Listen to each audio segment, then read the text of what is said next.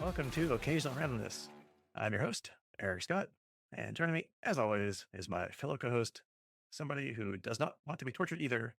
And whether watching this episode counts as torture or not, we'll find out soon. Jason Johnson.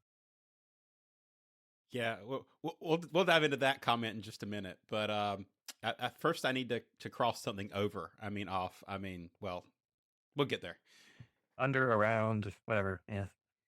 Yeah, yeah. Only if I really care for it, though, right? That's the new rule. Anyway. Yeah. You have to really, really enjoy it. Then that's what you do. So this time around, we're talking about season 4, episode 18 of Farscape, Prayer, where we finally get to see what Aeryn's been up to since he's been captured by the Scarens a couple episodes ago. And John and Scorpius go for a ride. And where if you follow our guessing game from last time, I don't think we came anywhere close. So, yeah. Nope. Although in the first scene, you'll figure out what the episode title means, but we didn't know that. And yep, not a clue. So once again, writers or title makers, good job pulling our little guessing game, which you had no idea about 25 years ago. But anyway. And we suck at in general. So. Hey, well, yeah. And our little PS announcement, as always, PSA announcement. If you like what we do here, please give us a like or a review, or better yet, spread the word on all the socials about us. We'd appreciate it. Please and thank you. So this is a even episode, so that's being 0. Excellent. So let's go ahead and jump into Farscape Season 4, Episode 18, Prayer. So we start out with Aeryn in a dark room, all alone, kneeling on the floor. She says, "There was one guard. I don't remember her face. She never told me her name. She told me a legend about how Sebastians once had a god called Jankes-Bru. 6 worlds prayed to her. They built her temples, conquered planets, and yet one day she still rose up and destroyed all 6 worlds." Not sure where the legend came from if she destroyed them all, but anyway. That's why it's a legend. Yeah. You know, it always makes me wonder these destructive religions. Where do they? If there's no survivors, who tells the tale? Anyway, when the last warrior was dying, he said, "We gave you everything. Why did you destroy us?" And she looked down upon him and whispered, "Because I can." And so there's the title of the episode right there. So now you know why. When you call my name. Anyway, song reference that nobody will get. On Moya, Scorpius and John are walking to command, picking up from where they were last episode. Scorpius tells John that Aeryn could be dead, but John is sure he'll find her before the Scarens can mind rape her until she has no allegiance to him. Scorpius asks what John's plan is, and he tells Scorpius that when he met Einstein, he blipped to Bizarro Moya. It was the same Leviathan, but different, and Stark there uttered Kastratsky. He thought it was gobbledygook, but then Sikozu heard the same word before Aeryn was kidnapped. Since Scorpius doesn't know the location, he figures that if Bizarro Stark knows its name, he may know where it is. He says that's his idea, but he's open to anything better. "If I help with this insanity," Scorpius says, "then, and we do get Aeryn back, you'll tell me everything about wormholes, every equation, every formula." "Everything," John replies, to which Scorpius cuts John's finger and then his own, and dripping blood, they make a Scaran blood vow. "You hate everything Scaran," John asserts, and Scorpius responds by sucking the blood on his finger. Ew, gross. Yeah. Cut back to Aeryn, who's in chains in a cell on the Scaran ship. Knowing that she's not the sort of person to ask for such a thing, she asks Jankes-Bru to send her a sign that he is coming for her. A Scaran enters with a Sebastian nurse, asking if she's ready to answer her questions. She says something in Scaran, presumably vulgar, and he lashes out with his heat projection, asking her where Crichton is. She says she doesn't know, but he tells her to stop resisting and asks again. Aeryn tells the Scaran that John is on Moya. He asks what she knows about Crichton's wormhole research. "I don't know anything. He didn't tell me anything," she responds in pain. The nurse tells him to stop and he asks what the problem is. Is she weak or is she faking? The nurse assures him that she's not faking, and he tells the nurse to convince Aeryn to tell him what she knows when she wakes up if she wants to live, or he'll start again. Back to Moya, Dargo asks, "You're going to go to the variant Moya?" Channa says that he could end up on Earth again and mess everything up, but John's sure he won't. He has a hum in his head like a whale. Dargo says that he thinks John should rest, but John says he has a hum and he'll follow it. Einstein told him he could get back to the places he's been before. It's like a homing beacon and he can make it. Jenna tells him that he can't go with Scorpius. He'll screw John, then betray him. She asks Scorpius why he's going, and he replies that he and John have an agreement. Dargo asks what it is, but Scorpius says the details are confidential. John tells him he knows what he's doing, and he knows it's stupid, but it's out of his hands. Just get us close to the wormhole, and if we don't come back, right. The nurse enters Aeryn's cell, where she's strapped into a chair. Feeling better, the nurse asks. Aeryn says critical heat delirium, and the nurse tells her that she almost couldn't reduce Aeryn's temperature in time. She thought peacekeepers were supposed to be battle strengthened, and asks why the heat probe almost killed her. Aeryn says she's tired and tells the nurse to go away. I wish I could, she whispers, telling Aeryn that the Scarans will kill her unless she gives him a reason not to. Aeryn asks if she's really Sebastian and asks what if it makes it easier to do her dirty work while she takes the coward's choice. The nurse says she's heard all that before, but she's not chained in a cell. She realized a long time ago with the peacekeepers and Scarans that who was in charge doesn't matter. It wouldn't be her. She's going to survive and suggests that Aeryn does the same. She lets Aeryn know that she will tell Captain Jennick, that's the Scaran, that Aeryn is ready for another interrogation. John and Scorpius are in the pod, and Pilot tells John that Moya senses the wormhole is destabilizing. Surprise. Scorpius says, surprise. It seems to be a trait of wormholes.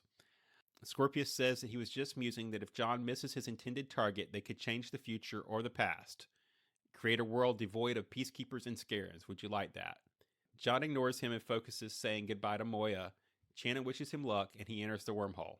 John navigates saying the directions and concentrating, and they exit the wormhole, and Scorpius asks where exactly is here. Back on the Scaran ship, Jennick tells the nurse that the signal from Aeryn's bioloid stopped before they could detect the Leviathan. The first question he will ask is how they detected it so quickly. The nurse tells him there's something about her since her reaction to the heat probes was so severe, but he says he doesn't care if she dies. The nurse asks for one Arn, as she has an idea of how Aeryn may be useful to them. Jennick tells her she has one Arn, and then Aeryn answers or dies. John's telling Scorpius as they spin in the module that some kind of crap has frozen up the fluid drives. John asks for the record what Scorpius would have done with the information and the ability to control wormholes. Take over as much of the universe as possible, found your home planet, and destroyed it. John says that's not funny, and then Scorpius goes on to say he would use the wormholes as a deterrent against any future Scaran attack. John tells him to strap himself in and gets the module back in operation, and they re-enter the wormhole. John navigates, and they come out again. Is that the Moya we're looking for? Scorpius asks, looking at a Leviathan in the distance. Better be. My head's ringing like a fireball. Jennick is interrogating Aeryn with more heat probing and asks how she knew they planned to kidnap Grayza. Aeryn says that it was an accident, and the nurse rushes in telling him to stop. He persists, but she says she's with child. The Scaran heat probe will kill a pregnant Sebastian. Jennick makes the connection that Aeryn was close to Crichton. He asks the nurse if she can retrieve incumbent knowledge from the fetal DNA. Okay. Yeah, we'll do that later. Yeah. While she can't do it here, she says the med labs on Katratsky may be able to. Aeryn hears and asks what they've done, and Jennick says that if this is Crichton's child, they could learn all that he knows about wormholes from his fetal DNA. Aeryn screams at them to get her out. Aeryn's back in her cell, again asking Jenkins Brew because she doesn't think she heard her the first time. Just get the message to him. Let him know where I am so that he can find me. One of her cellmates says that she didn't think peacekeepers had gods. She thought they believed in the warrior code. The nurse comes in and asks Aeryn whose child it is, saying that Captain Jennick will force it from her. He believes that he can find the human's child, the Scarans will reward him. The nurse warns Aeryn that unless she tells Jennick what he wants, he'll make her wish she were dead. And she tells her to talk to the other women, adding that they keep her drugged or asleep, or they can make things hard and ugly, worse than she can imagine. Jump back to now on the Bizarro Moya. John tells Scorpius, every wormhole has millions of exits to different times and places, which are complete and unending. He tells Scorpius that it's like everyone went into a blender. Why? Scorpius asks, and John tells him that with wormholes, anything is possible. They look into the galley, and John tells them they better hurry before Krace comes in and slaughters everybody. Scorpius catches his first glimpse of Sikozu Stark and Uranti Rigel.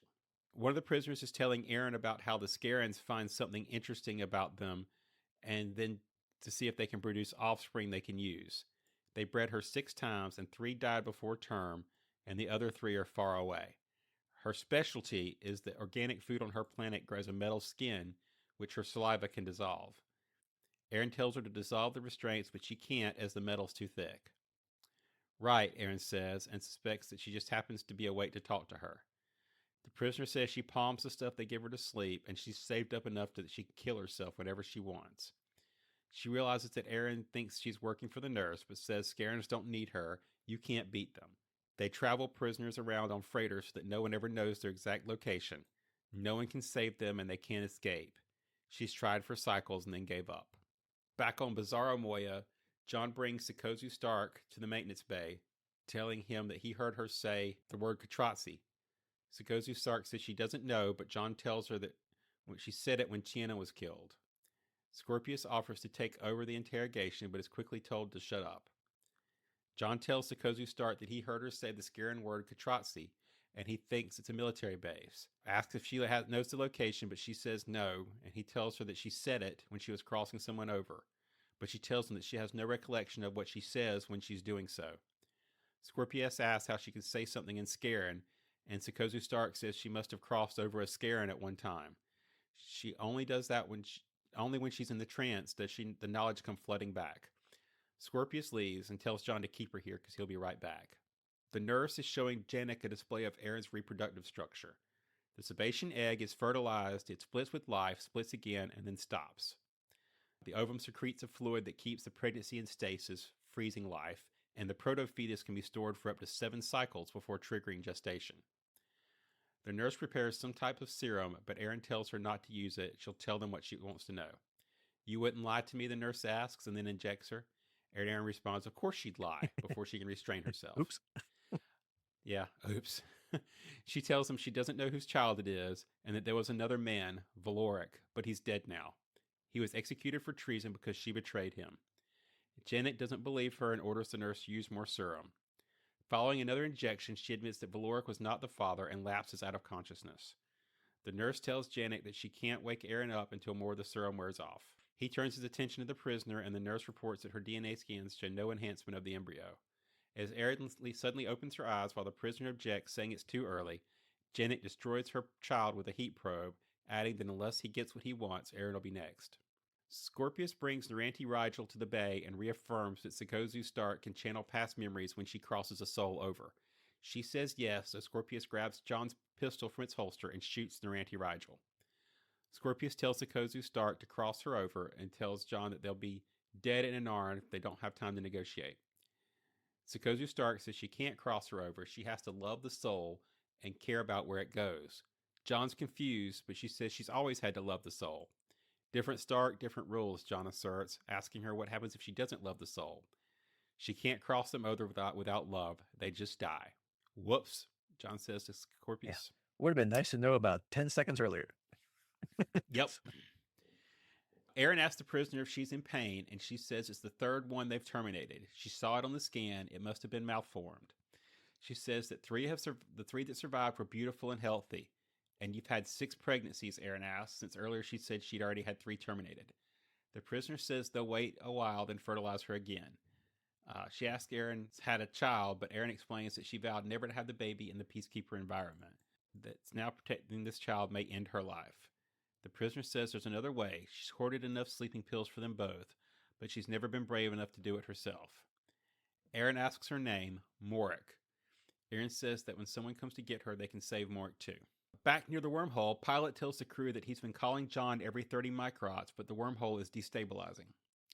Sikozu tells Dargo that Grays is no fool, and they'll die if they stay here much longer. Dargo says he doesn't know how long they'll wait, and Chiana tells Sikozu to back off. But Sikozu tells him they should wake Naranti up and vote because Crichton is safe, but they will die if Grays finds them. Dargo says he's not willing to make that decision, but Pilot says he may have to. Moya scans have picked up another vessel coming this way. He can't tell yet if it's military. Janek asks the nurse if he's matched the embryo DNA, but it's a pattern the memory banks have never cataloged, so it could be half human. They don't have a sample of Crichton's DNA. Aeryn offers to tell them to end her pain. She says that while she was off Moya, she was an assassin and there was a man named Lechna. He was her contact and also her lover. She says she tried to suppress it until now to protect him, but it's most likely his conception. He's from a place called Vendril, a small planet off most charts. Janek has heard of it, and the nurse cross-checks the DNA with matches from that area. Scorpius has Aeryn Chiana, but John tells him they'll do it his way, not Scorpius's. Dargo Jewel comes along with a gun, asking what John is doing with Chiana. That's Jewel, John tells Scorpius. He tells Dargo Jewel to let them pass, but Scorpius urges John to shoot him. Dargo Jewel starts firing, forcing John to shoot him. John asks if Scorpius is satisfied, but he says no, very messy. Back on the ship, Janek has Aeryn injected and tells her she lied. They found records of Vendril DNA and it did not match. There's no Lechna. She persists and Morik sticks up for her in the background. Janek orders more doses of serum despite the nurse telling him that it would kill the child. Aeryn tells him that she was on Moya watching John, and as soon as she left, she went straight back to Lechna. I never loved John Crichton, she says. You lie. Tell the truth. Aeryn says when she left Moya with Lechna, she completely forgot about Crichton, and we see a flash of her kissing John. Pilot tells Dargo that although it's a ways off, the vessel seems to be a command carrier. Sikozu wants to starburst, but Chiana suggests using the engine signature change like before. Rigel says that a Scaran freighter would attract the Peacekeeper attack, but Chiana says they won't let them get that close. If they get a long-range scan, they'll move off because they're not Moya. Dargo says it's worth a shot, and they vote. Sikozu and Rigel vote to starberth, but Chiana, Moya, Pilot, and Dargo vote to stay. Scorpius asks John if he's sure it will work, and John says that's how it happened before. Aeryn Chiana died, and Sikozu Stark channeled the Scaran when crossing her over. John says he'll do it, but Aeryn Chiana asks what John's doing. Sikozu Stark says that if he kills her, she won't cross him over, and John says he will because in half an Arn, they'll die anyway, and he can't stop it. John pulls out his pistol, and Scorpius assures him it's not Aeryn. Looks a lot like her, he says. Aeryn Chiana thinks it's a joke. John has to stop because he can't kill her. She's right, John can't, but Scorpius can, and he grabs his hand and pulls the trigger. John hits Scorpius as Sikozu Stark screams. Aeryn tells Janek that she doesn't know if it's Crichton Childs, and it's a heat probe. But the nurse objects, saying he'll kill her. Who's the father, Janek asks. Aeryn says that on Vendril she met a man, but can't hold it up. As she froths at the mouth, she tells Janek there's no Lechna, I made him up, just Crichton, only ever just Crichton. Sikozu Stark enters the trance while crossing over Aeryn Chiana and says Katratsi. Aeryn asks if she knows where it is. Seat of Scaran power, small, fortified.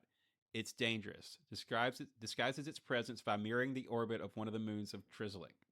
Scorpius says he knows that planet and tells John they can go now. They leave after John looks closely at Aeryn Chiana and Sikozu Stark. Morik wakes Aeryn up out of her restraints. She says she watched the codes.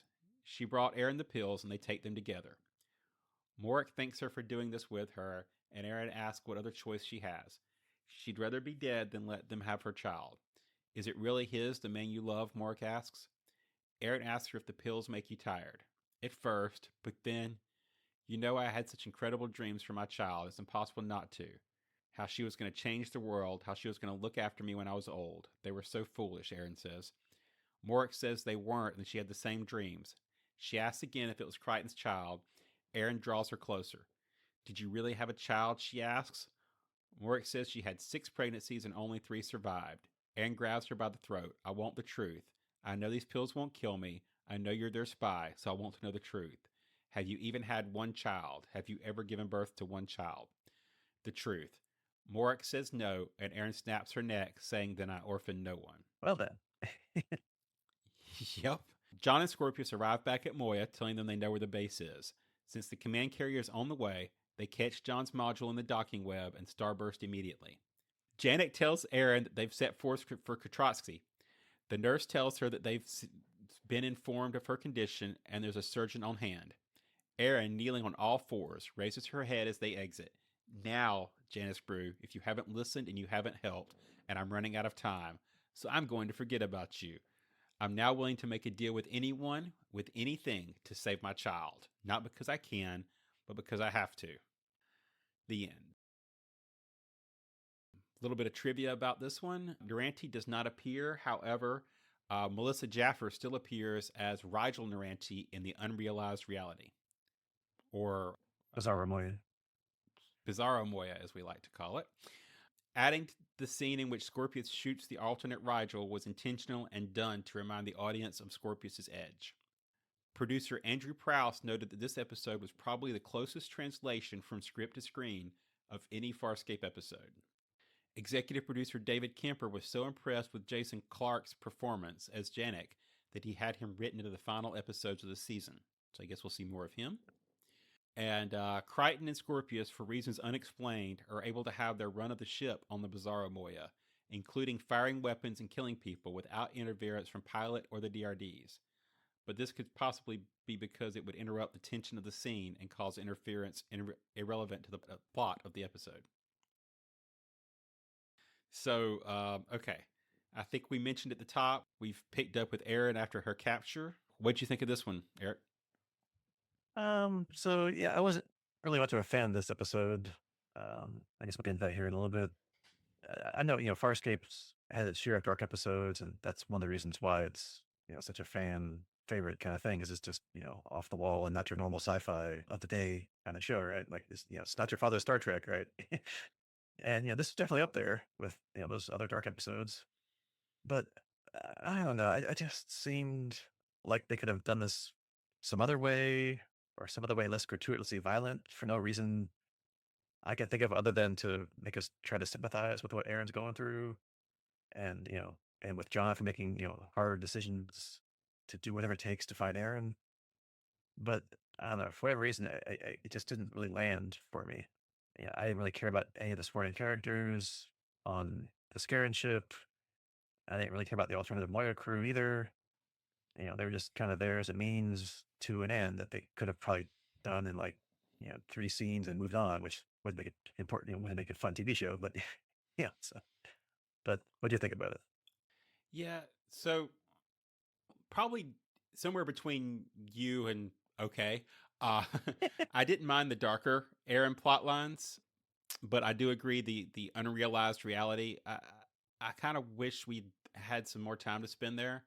I think we'll dive into this as we hit the larger discussion. But you know, we went there on John's previous visit, but it was so quick, and you don't get the feeling at the time that we would come back. So you're kind of like, oh, this is just kind of nice little quick wormhole, mixed up character through the looking glass type thing. But now we kind of needed to care about them, and we, like you say, we didn't have the attachment, so it it kind of was hit or miss in that plot especially. Yeah, I mean, if they were done more to, like, build up, like, the relationship, or something to make us care more, it may have, been more like, I can't believe he's shooting them. Like, because, well, you not were told Stark has to cross somebody over. It's like, well, yeah, how else are you gonna do it? So I'm like, okay, well, but yeah, it is what it is. So yeah, let's go through kind of each of these plot lines, since they're all kind of separate-ish. Um, the shortest plot line was our crew on Moya, the real Moya. So of course, you always have to have somebody that doesn't want to do what the rest of the group does, right? So we got Sokoso and Rigel, like, don't want to hang around for John. It's like, yeah, write him off. We gotta get out of here. Dargo, being the captain, gives John, some time. But then, of course, drama. Pilot tells them that Moya senses a command carrier approaching, which is, of course, probably Graza, because who else is around here? And it was cool though that they at least kept, like, the past history they've had, like, where they've established that Dargo is the captain and he's the only one that can give pilot orders, so the pilot doesn't get confused, or you have 7 captains yelling at the pilot to do things, right? And so we get to vote, which is cool, right? So that's how we do it. They're not military, and they're not in the same chain of command. They're just they're all the same prisoners or whatever. So they get a vote, right? And I thought it was pretty cool that it came down to Moya and Pilot, and that Moya and Pilot voted to stay. And granted, it did some drama a little bit there, because you never know what Moya might do, as we've seen in the past. She votes one way, Pilot might vote another way. So I thought it was cool that they kept that vote thing, and that Moya and Pilot was sympathetic enough to John to vote to stay, and a little while longer. Yeah, I kind of agree. I always enjoy the reminder that Moya's part of the crew, and should have a say in what happens. Right? Too often, it's kind of like she's just a ship.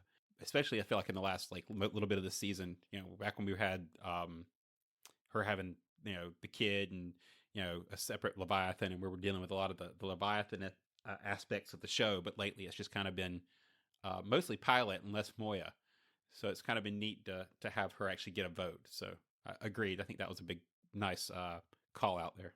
Yeah, I mean, Moya's still there and is still part of the crew, more or less. So it's fun that when they bring her from time to time.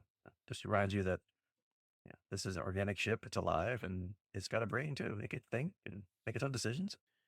Yep. Yeah, and then we get to the towards the end of the Moya stuff. John's module shows back up. The command carrier is still coming. And I thought it was kind of cool that they capture his module in the docking web and just starburst away without bringing him into land. So I guess it must have been really close that they couldn't wait, however, but half a minute or whatever the hell it takes to dock a ship, right?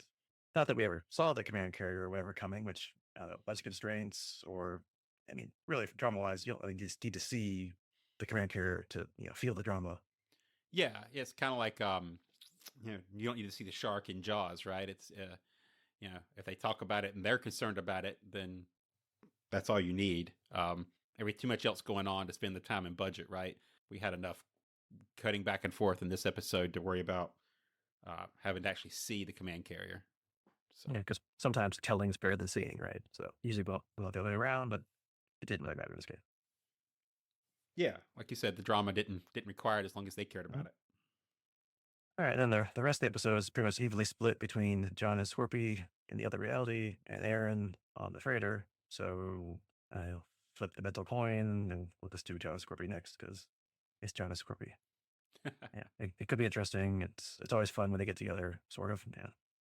So, like you said at the beginning, we kind of open up on them continuing their conversation of the last episode where Scorpius was kind of surprised at John's offer. Yeah. So John, again, in case you didn't see last episode, explains the whole plot again in like 10 seconds, where he's going to find the location of Katratzi. And Scorpius is like, and once we do and it all works out, I'll get the wormholes. John's like, yep. And then, yeah, for whatever reason, Scorpius decides to do some weird scare and blood vow with John, which I always love TV shows when they do this kind of thing. Like it's always way over the top of what it has to be to do this kind of thing. They like pull out a dagger or a knife or something and they like, cut their whole palm open from like, end to end or, slash their finger down top to bottom or, blood's everywhere. I'm like, what? Just about like a finger prick or something. Like, why go to like, I'll slash my whole hand. Now let's go have some fun. I'm like, well, now my hands hurt. I can't like, but TV drama, whatever. It works. Yeah, and I'm guessing, is it going to come back up, or was it just for the weird factor of the deal? Does that mean something? The whole Nosferatu blood exchange thing, or is John going to get like super scaring powers or something? Yeah, since we didn't get a why, I'm not a big fan of it. Right? It would have been nice to kind of have at least a throwaway of it being important, other than just something Scorpy wanted to do.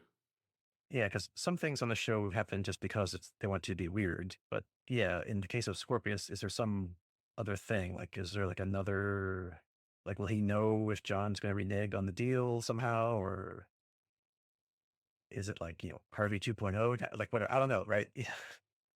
And then when they're leaving Moya, Chan and Dargo try to get Scorpius to tell them why you're going along. And Scorpius just says, "Oh, it's confidential." Really? And John just doesn't even say a word. So I guess is the first rule of scare and blood vows that you don't ask or talk about scare and blood vows. Yeah, I mean, I guess it probably wouldn't have helped anyway, right? I mean, nobody else is going to trust Scorpy anyway, so is there a reason to waste the time talking to them about it? But yeah, you know, we have a deal, and just rush past that. It's kind of like, yeah, they just roll their eyes and keep going because it's what John and Scorpius seem to do. Yeah, because it would be kind of hilarious if they said, "Oh yeah, we took a blood vow." Like, "You took a scare and blood vow?" Oh yeah, whatever. Yeah, it's like, like that's the worst thing you could have done, or whatever. Maybe we'll find out later if that was or not, or is this a Yeah. throwaway weird Farscape thing, and we'll never talk about it again. And yeah, on their way to Bizarro Moya, we got some funny scenes with them trying to get there. And then I think it was kind of telling that Scorpius's first thing he says he would do with wormhole knowledge is he'd take over the universe, destroy Earth, and then says, "Nah, really, I'll just use it as a deterrent against the Scarens." Yeah, which do we really believe, right? Although at this point, I don't know. Sure, probably the second one for now. Now, A little from column A, a little from exactly column right. B. So once he's done the second bit of keeping Scarens away from the peacekeepers, and once he learns more about wormholes, I'm pretty sure I can see him going number one there. So, A little too much honesty. Yeah. So here's what I don't get about the wormholes. It seems like mostly what John's doing is using the Force to fly. You know, a little Obi-Wan Kenobi master here. So how's he going to share that with Scorpy? Like, is there like, how's he going to honor that part of the agreement if he's just flying by feel with, um, humming in his head guiding him, right? That doesn't seem to be something you can pass back to somebody else. yeah, I mean, obviously, there's much more we know or don't know about wormholes, even still. The the whole unrealized reality show that we had, where Einstein explains the whole thing. We're still like, okay, so John can do that, but yeah, you're right. Can he transfer that knowledge to somebody else, or is it he's just going to use that knowledge to build weapons to like blow things up, like if they did the one time, and then not really use it as a travel device, or just as a way to blow things up real good. Right. Or turn people to goo, which seems to be Yeah. another side effect they seem to be able to master. Plus, would the agents allow that? Right? Would they try to intervene? Maybe. I don't know. Maybe we'll find out. And then, yeah, we finally get to Bizarro Moya, and but suddenly learn that Sakoso Stark that doesn't know Katratzi, since it was only when she crushes somebody over, and she can't remember outside of that. So of course now you know that they have to cross somebody over. So how you do that? So Scorpius is like, I know, I'll be right back. Goes and grabs somebody. In this case, Narrator Rigel, I guess it was an unlucky person, and shoots them to force Stark to cross them over. Which of course that's exactly where that was going. What you didn't see coming was that in this universe, that only works if Sakosa Stark loves that person. Like, would have been nice to know about 10 seconds before Scorpius shot her that, no, really, that did not going to work. Not that Scorpius would believe that probably anyway, but so yeah, she Yeah. doesn't love Rigel, Narati Rigel, and John's like, yeah, whoops. Like nonchalantly, like, oh crap, oh well. Yeah, I think we're going to need some more crew members. Yeah. So I think this is the part of the episode where I finally kind of stopped caring about this plot line. It's like, okay, so now it's just a matter of time of let's bring in more of the crew and shoot them until we find the magic person that Sakosa Stark loves and get what we need and get out of here. So I'm like, okay, whatever. And why didn't she love Rigel? I think is the other piece. That like, was this not a close crew? Is there drama? Is there something else going on? Just kind of more that wasn't really explained, right? Unless I missed it, because it just seemed kind of, not that person. Go to the next one. Yeah. Yeah, Mike, you've been through enough with this crew that you've probably been through with, like, well, our crew's been through stuff. So it's like, maybe that's just not that level of love, like friendship love. Maybe it's not like romantic love. I don't know. But yeah, they didn't really go into it. They just said, just love somebody. Well, I guess it wasn't them. Oops. Yeah. Like John said, whoops. Or maybe Rigel's just that annoying. Maybe some things are true across all universes. Who knows? Right. And then John finally remembers that, oh, it was happened last time I was here with the Aeryn Shannon mashup. Well, it wouldn't be great to do it the first time, but okay. And then that's when she was dying, Sakosa Stark crossed her over, and that's when he heard Katratzi. So, okay, fine. So we go get her. We're dragging her back to the maintenance bay, and we come to our last of our alternate crew, Dargo Jewel, which goes about as well as you'd expect. And she starts shooting at them, and John shoots her and kills her. So, yeah, sure, why not? I mean, who cares? And then, of course, later, John tries to shoot the Aeryn Shannon makes up here, but can't as it looks too much like Aeryn. So, of course, once again, Scorpius shoots them. And of course, we get what we want. She crosses her over. She learns about Katratzi. She explains where it is. And Scorpius is like, yeah, I know exactly where that is. Let's go. And they go. What? Okay. So what do you think about this whole like subplot? Or like I said, I didn't really care because we didn't really have any emotional ties to anybody. So it's just like a means to an end to get to where we have to get to. I mean, granted, I guess what the other answer had been Sakosha Stark's like, yep, and exactly where it is. Here's where it's at. And that was boring and they leave. So, I mean, whatever.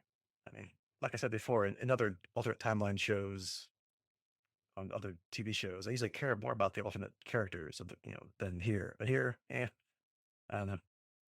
Maybe it's just the way they wrote the episode. I don't know, but it just didn't really. I kind of just tuned out at that point. Yeah, I kind of spoiled my thoughts earlier, but they definitely needed something more here. They needed to spend some time on that previous episode or take some more time here.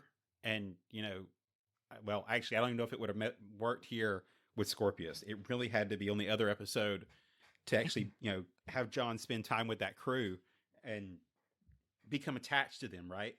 Because right now, like I said, it's just a scrambled up group of characters that aren't our real people. It's people in the wrong spot, and we don't care.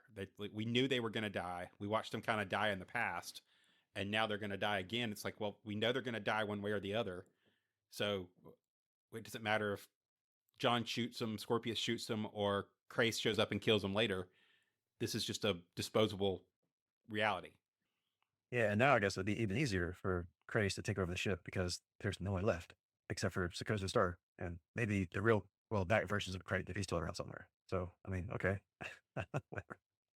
Right. But hey, we'll never be back here again. So, yeah. Well. And then, yeah, our final major plot line is, of course, the Aeryn plot line, which that's why we're here. So we open with her telling the audience, since I didn't really see anybody around her cell, which I guess later there really was, but at the point in time, I realized she's just kind of talking out loud about a legend of Sebastian's having a god. And, throughout the episode, she keeps asking her to give her a sign that Crichton's coming for her so she can, get the strength to hold out, I guess. Which, of course, now there's our episode title, Prayer. Makes more sense now, like we said, than we thought before. In the midnight Yeah. hour. Although it never really struck me throughout the last 3.5 seasons, whatever, or 3 and 3/4 season, that Aeryn was particularly religious, since the Peacekeepers weren't really religious. Even when she's dealing with Zan, she didn't really seem like, interested or just, it was just whatever. Which, I mean, I do get that people do turn to religion and things when under lots of stress or hopelessness. So, yeah, it makes sense to me. I can see it. But, at the end, she kind of gives up on that route and says she'll just do it herself, which I'm like, eh. I mean, sure. I mean, it happens, but just seems a little out of character for her. So that's kind of just like another part of like, yeah, I think I probably done that better, but I don't know. Yeah, so I didn't mind that as much. I did enjoy the mythology part of the storyline, and like you said, you do see a lot of people turn to religion in desperation. So that part worked okay for me. And if anything, I would have liked a little more of the religious history of the peacekeepers, since maybe that was before they were the militaristic, only war codes, not religion approach. But yeah, I didn't mind that as much. There was so much else going on. I did have the, what was it, Major League, where it's like, I was thinking the at the same end of it, it's thing. like, Just thinking the same thing. you know, I forget you, I'll do it myself, because this is not working. So I'll take it in my own hands. That's kind of where we got to, which is totally in Yeah, character. that part is totally in I was character. okay with Yep. that. Yeah. So I'll give him that one. Yeah. Yeah, I was thinking the same thing. Yeah. Get you, Jobu. I do it myself. Yeah, it's Yeah. Jobu. I haven't seen that movie in like 30 years. I swear it's on like once a month, at least on some channel. Like I've seen bits of it probably like half the year so far this year. I mean, it's, I don't know, must just be on someone's rotation of movies that, And, there's other captives on the freighter that she gets to interact with. We see two initially, and then that one just disappears. I don't know what happened with her, but I guess we only focus on the one main captive, I guess, for the rest of the episode, Mora, which a little confusing for me. Like, was she always a spy and not a prisoner? Or if she was a prisoner, why was she helping Janet? I mean, maybe, she didn't want to, she's trying to get, like less torture if she helped turn prisoners or something, like, awards for being a helpful prisoner. I don't know. And yeah, it seems like she never gave birth to children, as she told Aeryn. I mean, if that was true, did they all get terminated by Janek like we saw or supposedly saw? I don't know. Was that for real? Was it all just a show for Aeryn? I don't know. Yeah, but Aeryn never trusted her anyway in the beginning. So I'm not sure if they wanted us to try to sympathize with Morok. Again, that didn't land for me because I didn't really care about her at all or anybody on the ship except for Jenna because that's the big bad villain, which you're supposed to care about because, it's the big villain, right? Yeah. But other than that, I'm like, eh. So, Yeah, so I took it as it was the whole thing was a show. She was a spy the entire time because she confirms at the end that she never had any kids, right? So it was always just another layer to the spying, right? Another way to confirm that Crichton it was Crichton's kid and trying to just get the truth out of Aeryn, whether to back up what they got out of the drugs because maybe she was lying again. So it was just part of the whole spy theater they had going on the ship. yeah, I guess that makes sense. Like, the prisoners would talk amongst themselves, right? And they would say things that they wouldn't say to the nurse or to Janek or whatever. So yeah, if you had a spy in there from the beginning that everybody thinks is with them, they might reveal stuff that saves you the time and trouble of torturing them for. Right. Yeah. Or at least corroborates, right? Yeah. Any more sources of intel. Okay. So maybe it does make sense then. Okay. Again, I think I probably tuned out the whole thing after the Moya cruise. I'm like, whatever, man, just get on with it. Yeah. You were watching some other show at the same Yeah. time at that I'm point. like, what's going on my phone right now? Trying to look at something.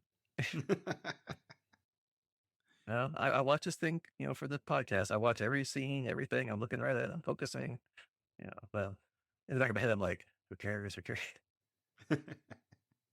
But we do learn something, though. They do kind of fill in the gaps of Aaron's time away from Moya from the end of last season, like the season ender, where she just leaves John sitting there, and to earlier in the season when she comes back. Yeah, when she was back with that peacekeeper or ex peacekeeper death squad or assassin squad, whatever they called it.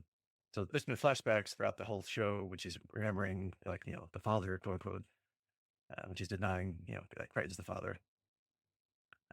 So whether she really was intimate with one of them or not, who knows? Yeah, but we do see the final flashback of her kissing John. So yeah, I mean, of course, we all know who's the daddy, right? Plus, at the end, she does finally give in to the torture and admits that it was all a lie and that it really is John's child. So there you go. If you had any doubts at all through the season or whatever, that yep, she loves John. It's his kid. There you go. Yeah, and I think that's the only thing I trusted from the whole episode from Aaron's perspective, because the whole rest of it I took as an unreliable narrator approach. She's just making things up. She lies immediately when they, I'm not, you don't need the serum. I'm not going to lie to you. I'm totally going to lie Yeah, to right. you. So, from that point forward, it's like everything that Aeryn does is trying to lie. And I don't think until the very end that she's actually truthful with them. And, I do think that, like you say, we get confirmed at the end that it's John's uh, kid, which we probably assumed anyway, because that's the only place they could logically go with it.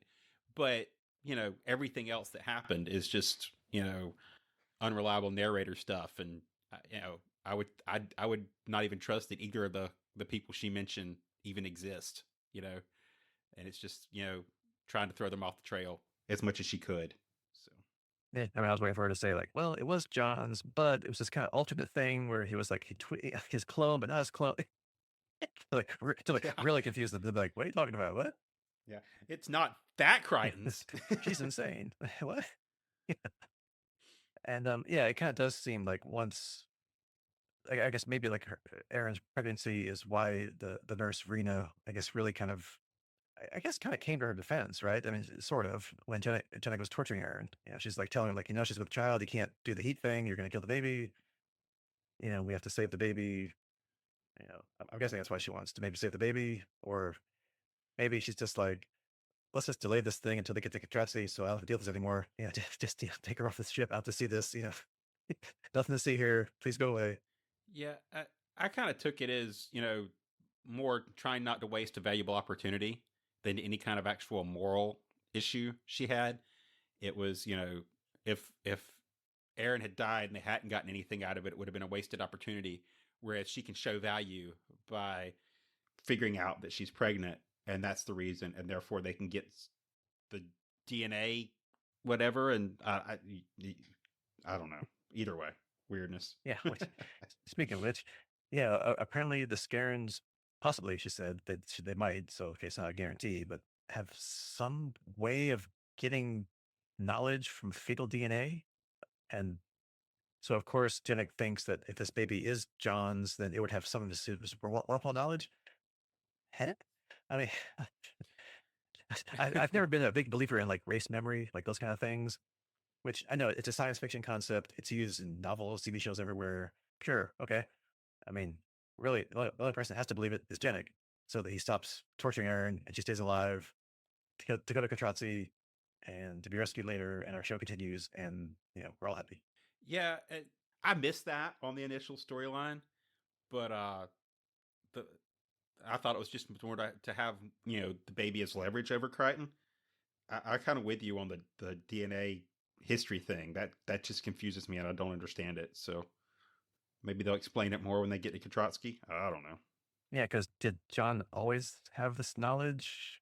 And like, hopefully they'll probably explain this some more. I don't know, but yeah, it's like, but if he had it, then does his dad have it too? Then like what? Huh? But obviously he never used it. He has it. His sister has it. There's another. Um, There might be if this all goes south, he can just go to Earth and grab Jack Crichton, and yeah, the force is strong in his family. Right. So He's the promised one. Yeah, he'll bring balance to wormholes. yeah, he'll have the high ground. But there's just too much sand though. It gets everywhere. It's Hates it. Yeah. So I guess overall, another plot line that was like, yeah, okay, I don't really care. But that's how scarams operate. We've seen that before. They torture people to get information they want. But obviously, we knew Aeryn and the baby wouldn't die. So, it's just more of, going through it with Aeryn, to be sympathetic with her, to be like, you go, girl, resist, it's TV drama. I get it. I mean, but yeah, I mean, in the grand scheme of things, unlike Crackers, these characters didn't matter to me. Yeah, yeah. But it kind of is what it is. But like you say, the crackers are what matter. So we didn't get much out of these episodes, but we only have a few left. So maybe it'll even out in the wash at some point. And it's kind of, they could have combined like the last two episodes together or something, or, make, they had like 90 minutes of stuff. It's like, well, I got to have another half hour. Let's have a torture thing. I don't know, whatever. But well, yeah, because like you said, there's not that much left. So everything should be counting from this point forward. And that's kind of a interesting problem to have. yeah, which I mean, I guess at this point they already had the arc of the show done because they knew what the next couple episodes were going to be. Which again, they didn't know they were going to be canceled, so they could drag things out or expand things, and not have to rush it all, which they didn't know they had to. So I mean, okay, fine, yeah, I get it. So yeah, anything else we didn't talk about, or I mean, we kind of covered most everything. No, I think like you say, we're kind of there at this point. We'll see where they go next. Hopefully, we'll actually hit some plot progress because we don't have much left, and it's time to start getting some answers before we wrap up. Got 4 more to go, plus the miniseries after this one. That seems crazy. So speaking of which, that means next time will be season 4, episode 19. We're So Screwed, part 1, Fetal Attraction. So I love it. So playing a usual guessing game of good name. What does that mean? Well, obvious name, obvious. First off, great title. Obviously, the usual play on words. Fetal attraction, fatal attraction. Pretty much doubt they're going to get Glenn Close or Michael Douglas in the next episode. Wouldn't that be a shock? Yeah, surprise. And then, as we said, one of the things we learned this last episode was Scarens have some way of extracting knowledge from fetal DNA at Katratzi. So, of course, that's where they're going. Moya and crew now know where that is. So that's where they're going too. So, hey, now finally, we're going to get the big rescue episode. Assuming, of course, that location is the same in this reality as the unrealized one, which would be a hilarious audience troll if it wasn't. But again, they're running out of episodes for the season, so I'm sure that's exactly where it is, and that's where they're going. Surprise, Katratsky's actually on Earth, but no. Yeah. Yeah, I think I'm agreeing. We're going to have to start focusing on the baby and getting Aeryn back and start circling for the end because we got a lot of ducks to line up. So Yeah, and because it's in the title, part one, so it's at least a two-parter, if not a three-parter, and then they wrap up in one episode, the final of the season slash series finale. So they've always, as we said before, they've always done multi-part episodes extremely well. So I'm already the bar is high, set high now that this is going to be a good final 2 or 3 episodes, depending on how many parts there are. So we'll see. yep, looking forward to it. Yeah, so that is your homework, and we'll see you next time. Goodbye. Goodbye.